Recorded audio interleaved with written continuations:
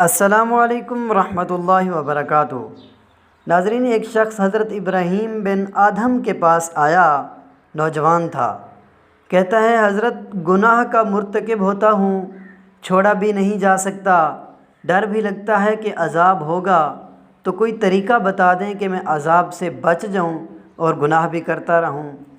اللہ والے بڑے دانا بینا ہوتے ہیں، دھکے نہیں دیتے، وہ پیار و محبت سے بات سمجھاتے ہیں، دل میں اتارتے ہیں۔ حضرت نے فرمایا، ہاں میں تجھے طریقہ بتاتا ہوں۔ وہ بڑا خوش ہو گیا، بات سننے کے موڈ میں آ گیا۔ کہنے لگا کہ حضرت، وہ کون سا طریقہ ہے کہ میں گناہ بھی کرتا رہوں اور عذاب و سزا سے بھی بچ جاؤں؟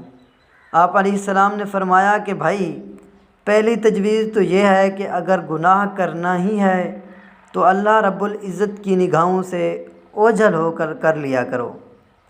اب وہ سوچتا رہ گیا، کہنے لگا، حضرت یہ کیسے ممکن ہے کہ میں اللہ رب العزت کی نگاہوں سے اوجھل ہو کر گناہ کروں؟ یہ تو ممکن ہی نہیں۔ دوسری تجویز حضرت نے فرمایا، پھر دوسری تجویز یہ ہے کہ تم رزق کھانا چھوڑ دو، اللہ سے کہہ دینا کہ نہ تمہارا کھانا کھاتا تھا اور نہ تمہاری بات مانتا تھا۔ اس نے کہا، حضرت یہ کیسے ممکن ہے کہ میں کھانا چھوڑ دوں؟ میں پھر زندہ کیسے رہوں گا؟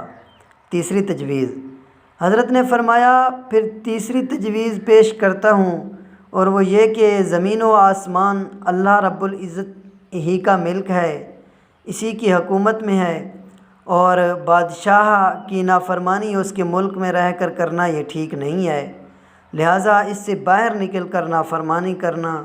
اللہ پاک بھی قرآن پاک میں عجیب انداز سے فرماتے ہیں، اگر تمہارے اندر استطاعت ہے کہ زمین و آسمان کے کروں سے باہر نکل سکتے ہو تو نکل کر دکھلاؤ۔ نکلو گے کس دلیل سے نکلو گے؟ جیسے گھڑے کی مچھلی کدھر جائے گی؟ کہا کہ حضرت یہ بھی نہیں ہو سکتا۔ کہنے لگا، آج میں گناہوں سے توبہ کرتا ہوں اور آج کے بعد وعدہ کرتا ہوں کہ اپنے اللہ کی نافرمانی نہیں کروں گا۔ اللہ تعالیٰ مجھ گناہگار سمیت ہم سب مسلمانان عالم کو حیا اور پاک دامنی کا خیال رکھنے اور بے پردگی سے بچنے کی سعادت نصیب فرماتے ہوئے عین صراط مستقیم پر چلنے کی توفیق عطا فرمائے، آمین۔